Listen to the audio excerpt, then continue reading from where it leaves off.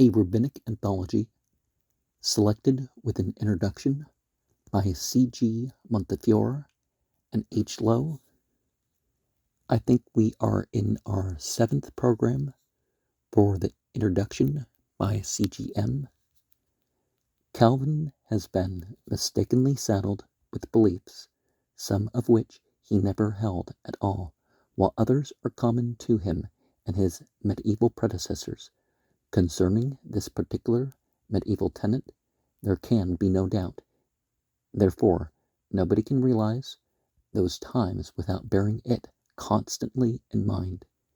Not only was it held that these unutterably solemn issues depended upon a man's last breath upon earth, but also that the main deciding factor was theological. Nothing at that supreme moment would contribute so directly to the upward or the downward turn of the balance as a man's dying faith and his fortification by the rites of the church. It was a natural complement to this, that even the most moderate and cautious of medieval theologians, even St. Thomas Aquinas, for instance, took it for granted that many more men would be damned than saved. Scottish Abbeys and Social Life, page 5, the whole passage up to page 10. And again he says, as always he had much chapter and verse to justify his statements, it was a commonplace that the majority of the human race went to hell. This is accepted even by St. Thomas Aquinas, who among all medieval philosophers is specially remarkable for his balance of judgment. Other writers often reckon the saved as only 1 in 1,000, or in 10,000, or in more. Unbaptized children and pagans, let's not call people pagan, heathen, or Gentile just because they're a different religion, however virtuous, must go to hell. Dante's 2 exceptions prove the rule. As for the rest, although he forsakes Augustine and follows Aquinas in rejecting the idea of bodily torture, the air is thick with their sighs and groans. All orthodox medieval thought rested upon the assumption that the last moment of life marked the man from an eternity of unspeakable bliss or of torment beyond all conception, and this was decided by the dying man's state at that last moment. So, the decisive factor in this state was his theological belief. In Hamerton's Universal History of the World, Volume 5, Chapter 117, page 3014, Chapter 583, and Note 15. It would be unfair to the rabbis to equate exactly their beliefs with these miserable beliefs of the medieval church. So far as Israel was concerned, they were far happier. The main dogma was that all Israelites, except grave heretics, apostates, informers, or high-handed and unrepentant sinners, would have a share in the world to come. In spite of one often quoted story, it is doubtful whether the vast majority of the rabbis or of the Jews whom they taught had any great fear about what would happen to them after death. They rested with confidence upon the goodness, the loving kindness, and the compassion of God. The effect that perfervid belief in the life after death was felt in other directions. It fortified in days of trial. It stiffened endurance of persecution. It enabled hundreds to undergo martyrdom. It constituted a powerful motive for the avoidance of sin. It explained away all difficulties in the otherwise unequal distribution of prosperity and adversity. It prevented skepticism, and it stimulated while it purified the hope of reward. And while fear of the hereafter was far less usual among the rabbis than among the men of medieval Christianity, yet God was just as well as merciful, a judge as well as a dispenser of forgiveness. We too believe in a life to come, but it is, to most of us, a wistful hope. The needful corollary to our belief in God. We are not greatly moved by any conceptions or anticipations of reward or of punishment. They have become unreal to us. The ideas of a final judgment or of a resurrection have passed away. So too with the conception of a great catastrophe, a divine intervention, of a Messiah, and of a prolonged messianic age upon earth, when the people of Israel would be triumphant and the position of top dog and underdog in relation to themselves and the nations would be reversed. Perhaps we have dropped the conception of punishment too much, but by way of compensation, we think far less of reward, and that is surely to the good.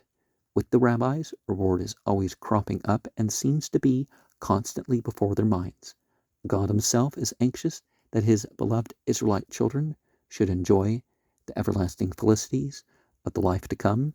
The reward, as I have said, is not conceived as in strict accordance with desert. It will be out of proportion to human excellence. But be it retributional or of grace, it is equally longed for.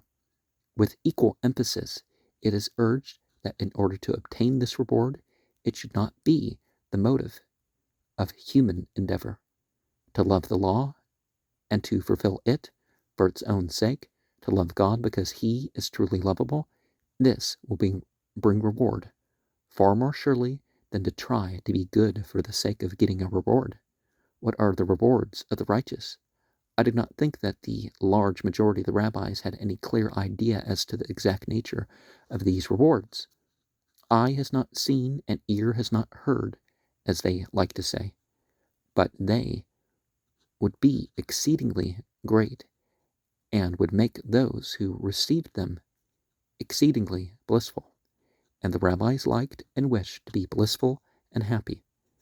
It is strange that the particular and special feature of the hope for the life to come, which is so prominent with all ordinary people today, namely reunion in some inconceivable way with those the most loved upon earth, and who have passed on before them, is, so far as I know, never mentioned by the rabbis. Because that, of course, implies some injustice, right? Is the same difference between us and them characteristic of Christian writers between 30 and 600 of the Common Era? Now, it's not really fair to say that there were Christian writers that early. The 90s only had 2 biblical writings, and they were the first.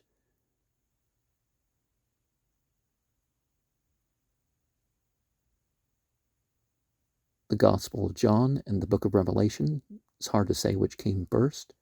Both of them were rewrites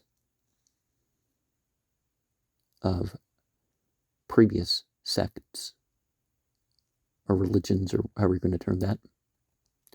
It is very striking that so few touches of doubt as to the goodness of God are found in the rabbinic literature.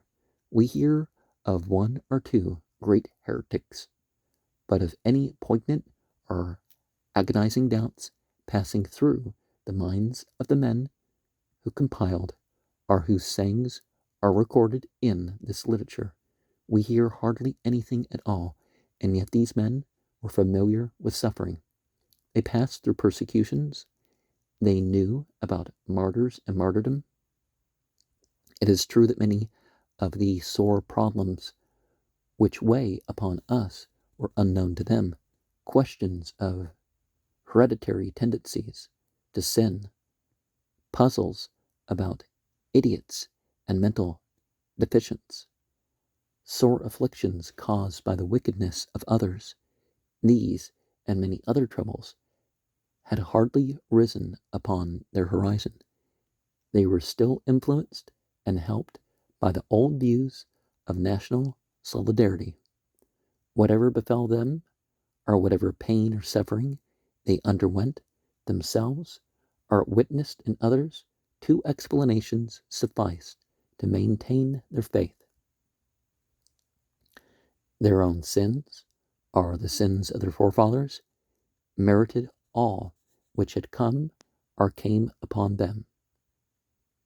I was raised in a church that taught that people would be punished for their own sins and not for, previous generations of humans.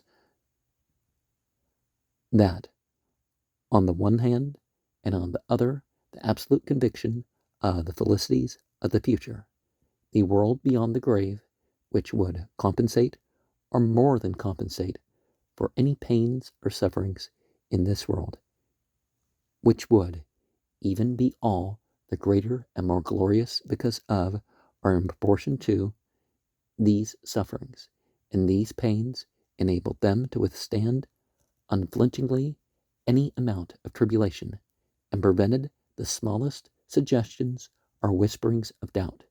The rabbis would entirely have agreed with Paul when he wrote, "I reckon that the sufferings of this present time are not worthy to be compared with the glory which shall be revealed to us." It is noteworthy that the rabbis held the balance curiously between this life and the next. It is true that contrasts are sometimes made between the two, as that one is all darkness and the other all light. Sometimes, too, there is a note of weary sadness. This life is full of persecution and trouble. The next life will be one of felicity and joy.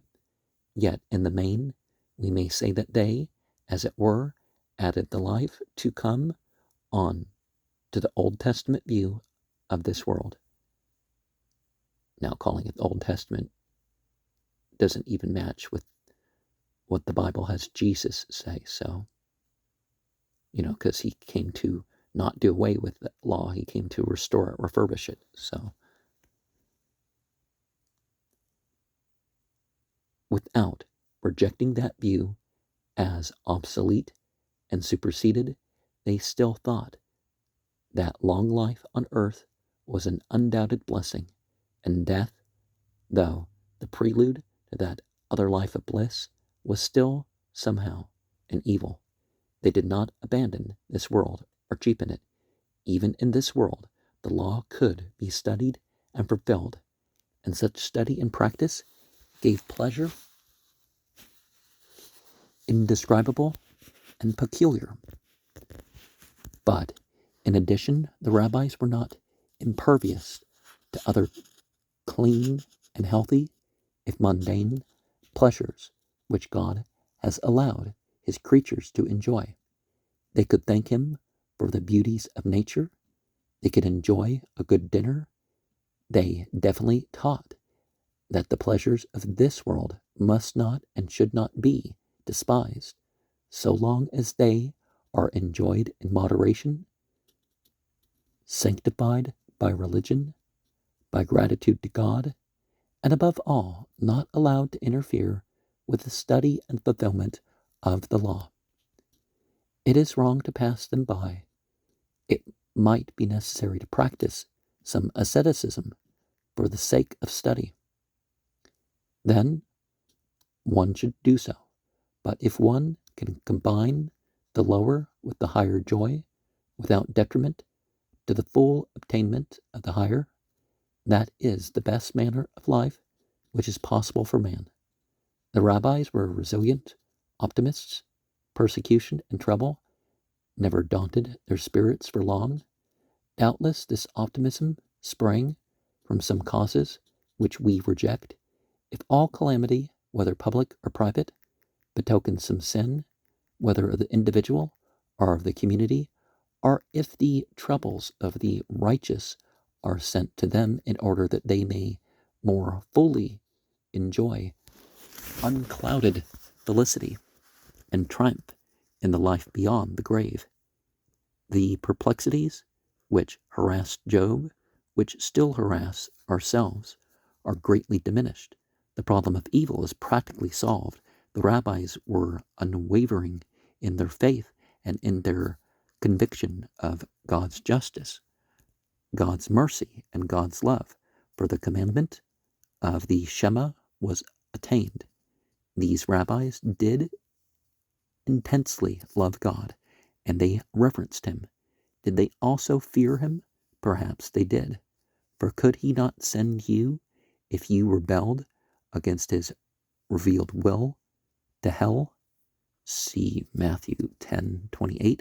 But their love was far greater than their fear. There was some danger, as they themselves felt and said, lest the conviction of God's immense affection for Israel, of his mercy, his forgiveness, and his tenderness should lead to some loosening of the moral fiber, lest that fear of God, which is the beginning and foundation of religion, should be obliterated by an overmastering reliance upon his pity and his love. Of these thoughts, too, the analogy may have something to tell us. 14. In taking leave of the rabbis, I feel how difficult it is to know precisely, or even to feel precisely, how they really thought and what they really believed about many religious fundamentals. 1,500 years and more separate us from them. With sympathy, impartiality, detachment, we may achieve something, but the gap may be too great for any bridge to be thrown across between us. After all, how hard is it to be sure that one appreciates or understands properly the religion of any other person than one's own? And even one's own, how many of us could give a clear account of what we mean by God, or what we take to be the nature of the divine being? Again, how far was the religion of the fully trained rabbi different from the religion of the ordinary Jewish laborer, shopkeeper, or artisan? Yet it is one, I think, of the distinctive excellences of the Jewish religion, that in it the difference between the religion of the believing philosopher and the religion of the ordinary or uneducated man is almost bound to be less than the difference between the two such persons in Christianity. This excellence does not by any means prove that Judaism is truer than Christianity. On the contrary, the reverse may be the fact, for the full truth may be more complicated and difficult than the half-truth. The Christian doctrine of the divine unity, which is also a trinity, all would allow to be a more complicated and difficult theory than the Jewish theory of the unity, which is just a unity. But its complication or difficulty is no valid argument against its truth. Nevertheless, the excellence of which I have spoken remains. Some modern Christian writers do not hesitate to say the religion of a vast number of uneducated Christians in all ages, including our own, has been little better or other than tritheism. I fancy that the simpler Jewish doctrine of the divine unity was the means. Achid Rash, Dutu Rash, Yich Dutu Hazu, Achid. Not only of lessening the difference between trained rabbi and uneducated laborer as regards the conception of God, but also in some degree of binding all the generations of Jews more closely to each other. Because of it, we today, just as we are all nearer to one another, it may also be nearer to our forefathers than at first thought one might suppose to be the case. The truly magnificent command to make no outward material representation of God may have helped to this end. When the uneducated man in the rabbinic period heard about God's arm, or eyes, or throne, these terms were, doubtless, less of a metaphor, or of an accommodation, or of a survival to him than the trained rabbi. Than to the trained rabbi, but they were not wholly real, for he heard also that God was everywhere, that he was spirit and not flesh. He must think of or figure God to himself in the likeness of a man or beast or of anything material. However confused and vague his conceptions of God may have been, he was, nevertheless, ready to die for the doctrine of that divine unity, which included his immateriality. Today it is the same. The ordinary uneducated Jew could not tell what he means by the divine omnipresence. He too uses the old metaphors, but he too believes in the unity and the immateriality. The trained rabbi of the 4th century of the Common Era and the trained rabbi of today may perhaps have been and may perhaps be able to tell us a little, to give us a slightly more rational account of what they mean by omnipresence and unity and immateriality. But perhaps for them too, as for their uneducated brothers and sisters, these terms express rather the negation of their opposites than positive and clear-cut conceptions, while expressible in words, which all who read can understand.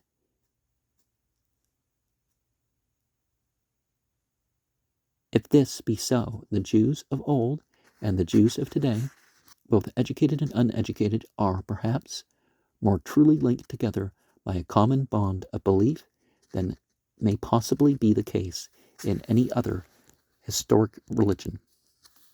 At least, as regards the divine unity and the conception of God, educated and uneducated can feel in prayer very close to each other, and to some extent the walls of separation between the ages may melt away. I have a hope that my anthology, in addition to providing some interesting and curious reading for students and others, may also help a little towards the dispelling of certain old prejudices and prepossessions in Christian minds which still linger here and there. Even in England, the rabbis are an inconvenient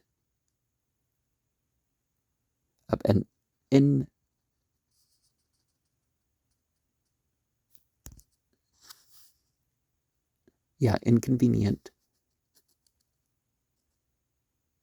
lot of people, because their views and beliefs are such an odd mixture.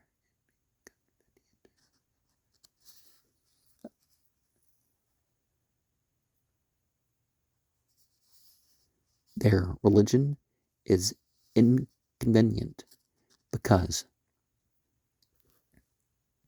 you want to say inconvenient because if you care to examine it at first hand, it will not readily fit into a nice system. You cannot classify it comfortably.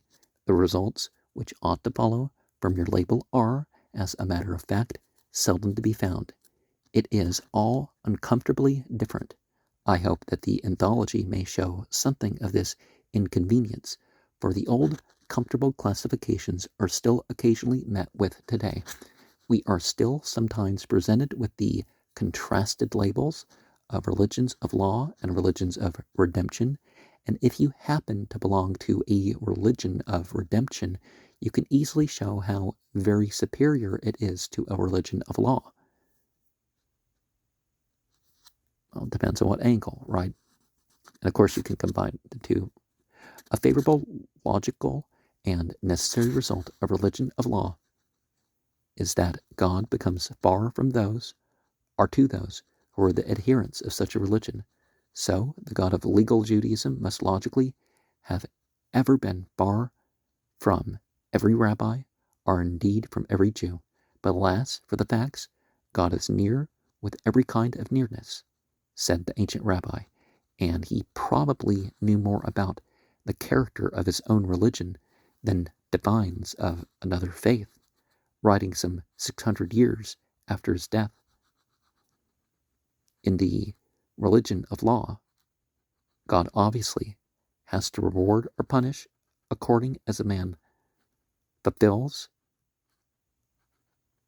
or violates the commands of an external code, a promised heaven of happiness, a threatened hell of torment, are what prompts to obedience, or what keeps back from transgression. The religions of redemption, on the other hand, give inward peace and inward joy. Man is redeemed from himself, but it is not a little odd that throughout the 19 centuries of the life of the greatest of the religions of redemption, hell has been much more a reality and a terror to its adherents than to those of the religion of law. A deep craving for God is not the prerogative of any one type of religion. God and his Torah were a very present help in time of trouble to Jewish rabbis as well as to Christian church fathers.